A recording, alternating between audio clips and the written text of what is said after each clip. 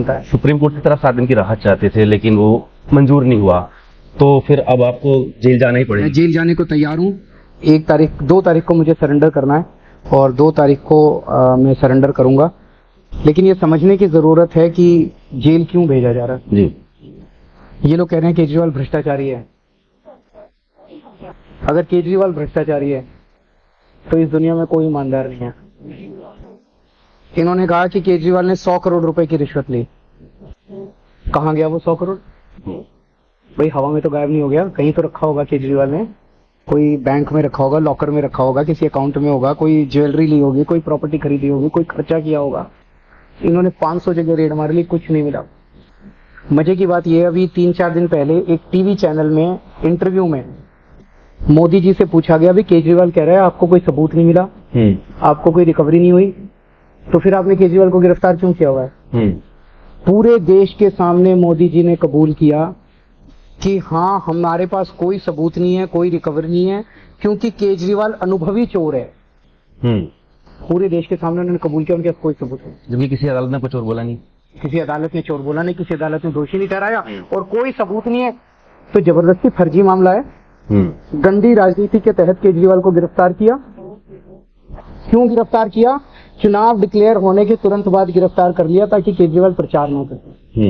ये तो शुक्र है, सुप्रीम कोर्ट का मैं शुक्रिया अदा करना चाहता हूँ। सुप्रीम कोर्ट ने कहा जा केजरीवाल जा, जाके अच्छे से प्रचार कर। मैं प्रचार करने आ गया। पर जब आप जेल से बाहर आए तो आपने कहा कि मोदी जी तय करते हैं कि कौन अंदर रहेगा कौन बाहर रहेगा, तो इस पर उन्होंने कहा कि आप देश के संविधान और कानून को पढ़ लीजिए। जब अभी मनीष जी और सतेंद्र जी जेल में हैं, उनके पास कोई मैसेज लेके गया बीजेपी में आ जाओ तो आपकी बेल करवा देंगे। कौन करवा देगा? कैसे करवा देगा? किससे करवा देगा? इसी में सारे जवाब हैं आपके। पर आपको तो ऐसा ऑफर नहीं मिला? नहीं, मेरे को ऐसा ऑफर नहीं मिला। अब जब आप ये कह रहे हैं कि अमित शाह के पंजाब के लोगों को धमकी दे रहे हैं और कह रहे हैं कि 4 जून के बाद जो आपकी पंजाब की सरकार है वो गिरा देंगे, ये बात 4 जून के बाद की बात बोल रहे हैं। 2 जून को आपको सरेंडर करना है। इतना बड़ा संकट आने वाला है तो उसके लिए कुछ आप प्लान रेडी करके जा रहे हैं, क्योंकि तब जेल में होंगे। ऊपर वाला साहब है हमारे। हम छोटे से थे, दिल्ली की गलियों में एनजीओ चलाया करता था मैं। कभी जिंदगी में नहीं सोचा था कि मैं चुनाव लड़ूंगा, पार्टी बनाऊंगा। भगवान ने मुख्यमंत्री बना दिया, फिर भगवान ने दूसरा राज्य भी दे दिया। ऊपर वाले पे भरोसा रखो, ऊपर वाला सब ठीक करेगा। अमित शाह जी अभी 3 दिन पहले लुधियाना आए और लुधियाना में उन्होंने खुलेआम पंजाब के लोगों को धमकी दी, 3 करोड़ पंजाबियों को, कि पंजाबियों तुमने जो सरकार चुनी है आम आदमी पार्टी की, 4 जून के बाद उस सरकार को बर्खास्त कर दूंगा और तुम्हारी मुख्यमंत्री को हटा दूंगा। कैसे हटा देंगे? गजब है, गजब की गुंडागर्दी है। 117 में से 92 एमएलए हैं हमारे। ईडी भेज के तोड़ेंगे, सीबीआई से तोड़ेंगे, पैसे देंगे, खरीदेंगे, क्या करेंगे? इन्होंने, इनके खून मुंह लग गया है। इतनी सरकारें गिरा दी, इतने एमएलए खरीद लिए, इतने एमएलए तोड़ दिए, पार्टियां तोड़ दी, अब ये कहीं भी जाके खुलेआम धमकियां दे रहे हैं। मैं अमित शाह जी को कहना चाहता हूँ, पंजाबी बहुत बड़े दिल के होते हैं। प्यार से मांगते अमित शाह जी, पंजाबी भी आपको 1-2 सीट दे देते। अब जब आपने धमकी दी है तो 1 जून को पंजाबी सारे मिलके 3 करोड़ पंजाबी आपको इस धमकी का क्या जवाब दे? मैं आपके रोड शोज कवर कर रहा था, हर जगह कह रहे थे कि अगर बीजेपी तीसरी बार सत्ता में आ गई, ओबीसी आरक्षण खत्म कर देंगे, SC/ST के लिए आरक्षण खत्म कर देंगे। इसका आधार क्या है? ये बयान ये लोग कह रहे हैं हमें 400 पार चाहिए, 400 पार चाहिए। किस लिए चाहिए?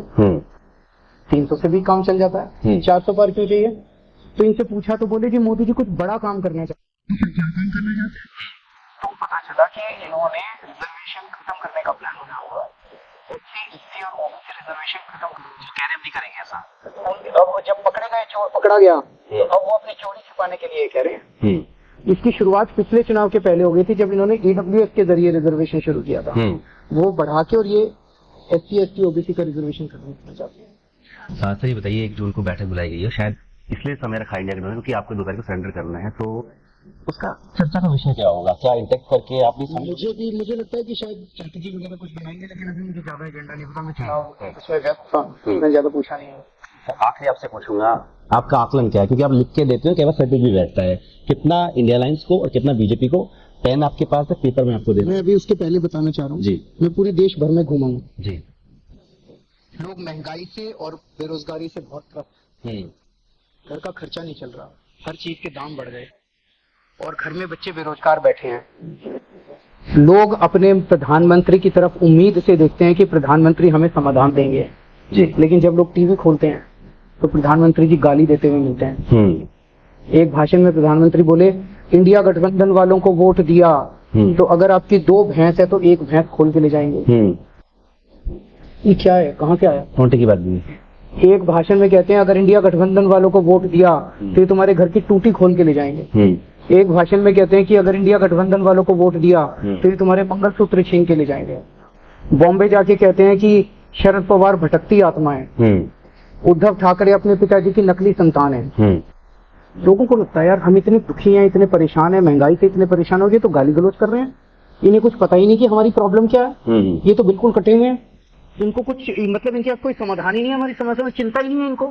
तो लोग बहुत नाराज हैं और आजकल तो इनके अहंकार की सारी सीमाएं क्रॉस कर गई हैं। पिछले कुछ हफ्तों से मोदी जी ने कहना चालू कर दिया है अपने इंटरव्यूज में कि मैं आम इंसान नहीं हूँ, मैं भगवान का अवतार हूँ, मैं अपनी माँ के पेट से पैदा नहीं हुआ, मैंने इस पृथ्वी पे मैं प्रकट हुआ हूँ। मैं आपके दर्शकों से पूछना चाहता हूँ किस किस को लगता है कि मोदी जी भगवान है? मैं रामचंद्र जी की पूजा करता हूँ, कृष्ण जी की पूजा करता हूँ, हनुमान जी की पूजा करता हूँ, शिव जी की पूजा करता हूँ। मोदी जी भगवान कब से हो गए? और मैं आरएसएस से पूछना चाहता हूँ, आरएसएस जवाब दे कि क्या आरएसएस भी मोदी जी को भगवान मानता है? इसको देख के जनता में बहुत गुस्सा है और जनता इस बार इनको मजा चखाएगी। तो मैं बताइए सर, इनकी 200 से कम सीट आएंगी बीजेपी की जी, और इंडिया गठबंधन की 300 क्रॉस करेगी।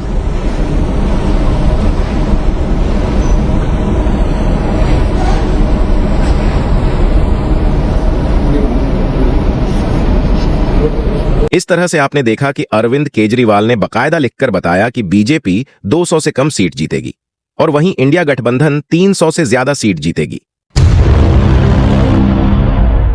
इसके प्रायोजक हैं एडवांस कंप्यूटर, निकट इंडियन बैंक, बूढ़नपुर, आजमगढ़। यदि आप अपनी बच्चे को कंप्यूटर की उत्तम शिक्षा देना चाहते हैं तो तुरंत संपर्क करें।